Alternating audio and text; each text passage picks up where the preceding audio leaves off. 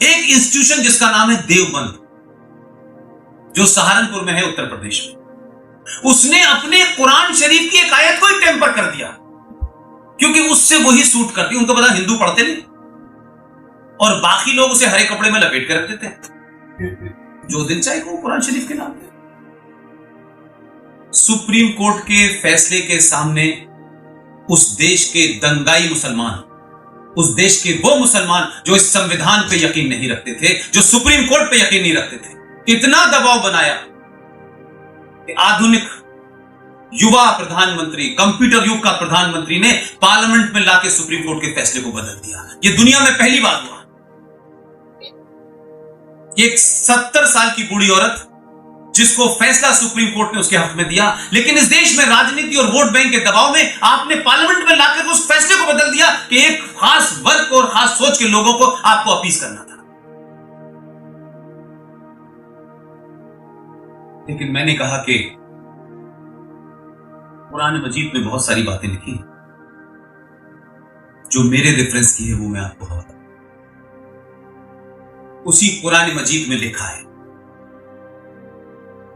अल्लाह फरमाते हैं कि ऐ मेरे मानने वालों, मैंने दुनिया की हर चीज तुमको दी है, ये पूरी कायनात है, तुम्हें जो चाहिए सब कुछ है इसमें, लेकिन मैंने जिंदगी जीने के लिए तुमको कुछ उसूल बताए हैं। वो उसूल तुम्हें एक नेक इंसान बनाएंगे, और मुझ अल्लाह से डरना और तुम्हारे हाथ से कोई गलत काम ना हो जाए इसकी कोशिश करना। और अगर तुम मेरे बताए रास्ते से हटे और तुमने उन बातों को नहीं माना, तो अल्लाह ने आगे फरमाया कि मैं इसी जमीन के ऊपर वक्तन वक्तन ऐसे लोग भेजूंगा जो तुम्हें रास्ते पे आएंगे।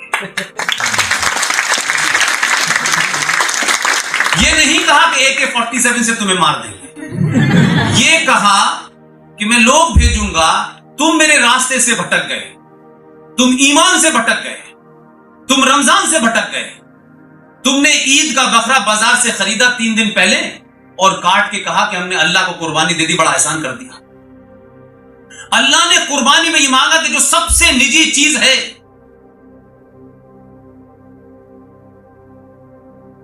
जो इब्राहिम साहब को ख्वाब में आया, इब्राहिम साहब के ख्वाब में आते थे और अल्लाह उनसे कहते थे कि मुझे तुम्हारी सबसे नजदीक चीज चाहिए, जो तुम्हें सबसे ज्यादा प्यारी है।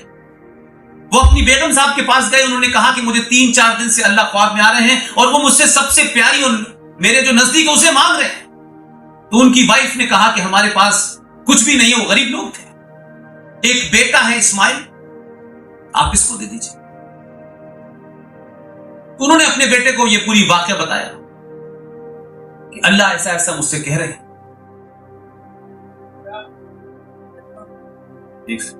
बात तो करेंगे, वहां तक आ जाइए। नहीं, आपको कोई ऑब्जेक्शन तो मुझसे बाद में बात कर लेंगे। नो यार, I am just finishing, you can ask question.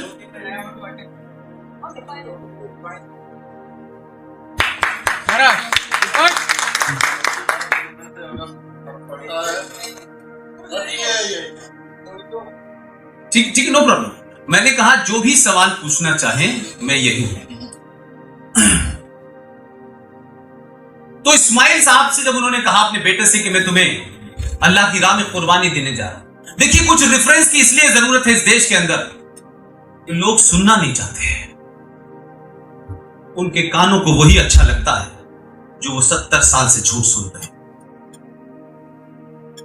Ismail को लेके गए और जब अल्लाह की राह में उन्होंने इस्माइल का कुर्बानी देने की कोशिश की, तो वहीं पास की झाड़ियों में एक भेड़, उस जमाने में वो आ गई और अल्लाह ने कहा बस मैं तुम्हारा इम्तिहान लेना चाहता हूं। तो बेटा जो था उनका, जिसको बाद में कहा जाता है कि वो भेड़ की शक्ल में तब्दील हो गया, ये एक कहानी हो सकती है, लेकिन सच बात यह थी कि सबसे नजदीकी चीज की कुर्बानी मांगी थी। ये नहीं कहा था अल्लाह ने एक दिन पहले बकरा लाना, उसे काट के खा जाना, ये नहीं कहा था। तो जब ये हुआ इस देश में तो पूरी दुनिया में है। तो जो आप आज इस्लाम का रूप देख रहे हैं, जिस इस्लाम का विवश चेहरा कश्मीर में आपने देखा, तब किसी मुसलमान ने मेरे यंग दोस्त की तरह सवाल नहीं पूछा कि जम्मू कश्मीर के अंदर, एक राज भारत के अंदर इस्लामिक स्टेट बन गया। संवैधानिक तौर पे आपने जम्मू कश्मीर में जो जघन्य अपराध किए हैं, उसके लिए दुनिया की कोई माफी नहीं मिल सकती आपको। 370 सुनना चाहते हैं, 35 पे सुनना चाहते हैं, रोशनी एक्ट सुनना चाहते हैं, कितने एक्ट बताऊं? आपने तो जम्मू कश्मीर में वो जघन्य अपराध किया है कि अगर 10 नस्लें भी माफी मांगे तब भी बात पूरी नहीं हो सकती। जम्मू कश्मीर के अंदर आप मुझे बताएं, आज कर्फ्यू है? कर्फ्यू लगा हुआ है।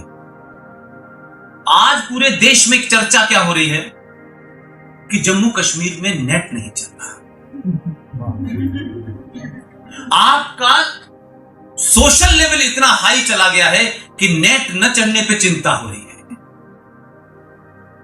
मेरा गुस्सा एज एन इंडियन, अब आप उसको हिंदू कह लें, राष्ट्रवादी कह लें, या आप उस कॉलम में ले जाएं। कश्यप ऋषि की धरती, कश्यप ऋषि के वंशज जो उस कश्मीर के मूल निवासी थे, दुनिया में प्रख्यात पंडित थे। कोई दुनिया का देश ऐसा नहीं है जहां कश्मीरी ब्राह्मण न गया। उसी कश्यप ऋषि के देश में जिहादियों ने धर्म का इस्तेमाल करके, कुरान का इस्तेमाल करके 1990 में हर मस्जिद से नारे लगे, और वो जनरेशन अभी हमारी जिंदा है। कई पत्रकार, जर्नलिस्ट, बड़े बड़े एंकर आप देखते हैं, वो सब उसके मारे, किसी का भाई मारा गया है, किसी की मां मारी गई है। मारने के लिए कोई अमेरिका से और पाकिस्तान से आतंकवादी नहीं आए थे, पड़ोसियों ने मारा। 2500 लोगों को आपने रेप किया, मर्डर किया। अपने ही देश में उनको कश्मीर से यह पता नहीं था कि कल कहां जाएंगे। कुछ भाग के बॉम्बे चले गए, कुछ यहां आ गए, वहां चले, पूरे देश में। आप मुझसे जो उम्र में 10 साल बड़ा, कोई अखबार, कोई टेलीविजन, कहीं कोई धरना, कोई प्रदर्शन, ये जो गंगा जमुना तहजीब का फ्रॉड फैलाया था, ये भाई भाई का फ्रॉड फैलाया था, ये 19 जनवरी 1990 को वो कश्मीरियत कहां मर गई थी कि जिन लोगों ने तुम्हारे बच्चों को पढ़ाया, जिन लोगों ने तुम्हें चलना सिखाया, जिन्होंने तुम्हें तालीम दी। एक बच्चे को, एक टीचर की कहानी इसलिए बता रहा हूं कि वो बार बार कहकर के मुझे ये बताना पड़ता है कि जिन लोगों ने ये कृत्य किया उसमें कितनी नफरत थी। एक बच्चे को एक लेडी ने स्कूल में पढ़ाया, हाई स्कूल में पढ़ाया, 12th में पढ़ाया, वो लेडी रिटायर हो गई। वो बच्चा उसके पड़ोस में रहता था। 19 जनवरी की रात को वो बच्चा जो जवान हो चुका था, उसी अपनी टीचर के घर घुसता है। इस पूरी घटना को मैं वर्णन इसलिए ऐसे करना चाहता हूं ताकि आप ये सोचें कि आवेश में, गुस्से में तो बहुत कुछ हो जाता है, लेकिन क्या इस ऑर्गेनाइज तरीके से, इस सोच के साथ वो लड़का अपने घर से निकला। पड़ोस में रहती थी वो टीचर, रिटायर हो गई थी। उस टीचर ने पूछा, अरे तुम कैसे है? वो आगे बढ़ा, उसने अपनी उस टीचर को गिराया, रेप किया और 56 टुकड़े कर दिए उसने। और आप कहते हैं कि हिंदू मुस्लिम भाई भाई, आप कहते हैं कश्मीरियत, तो इस कश्मीरियत कहां मर गई थी? ये जो ट्रक में भर के जा रहे हैं आज कश्मीर में देखने के लिए कि इंटरनेट नहीं है उनके पास। कभी 30 साल में कश्मीरी पंडितों ने, जो 5.5 लाख हैं, देश भर में फैले हुए हैं, कोई चाय की दुकान चला रहा है, कोई सिगरेट की दुकान चला रहा है, किसी नेता ने किसी इंटेलेक्चुअल ने उनसे पूछा कि तुमने अपनी 30 साल में दिवाली कहां मनाई थी, जो बकरा ईद मनाने के लिए परेशान है। यार please don't disturb me like this. तो भाई साहब आप भी बाकी लोग सुन रहे हैं ना, ये बाकी लोग भी सुन रहे हैं। दिस इज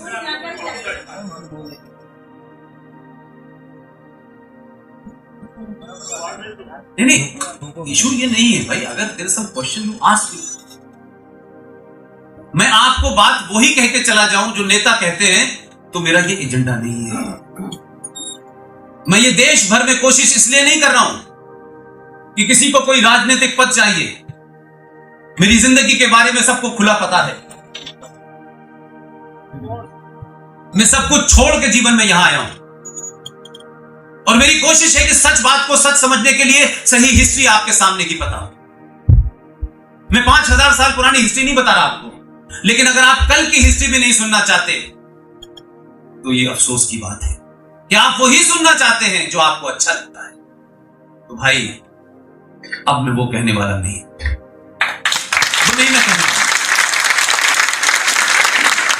हमने 1000 साल तक वो सुना है जो हमें अच्छा नहीं लगता था।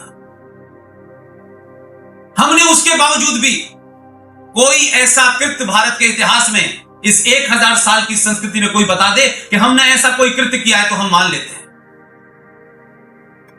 हम तो उस जमाने से लेकर आज तक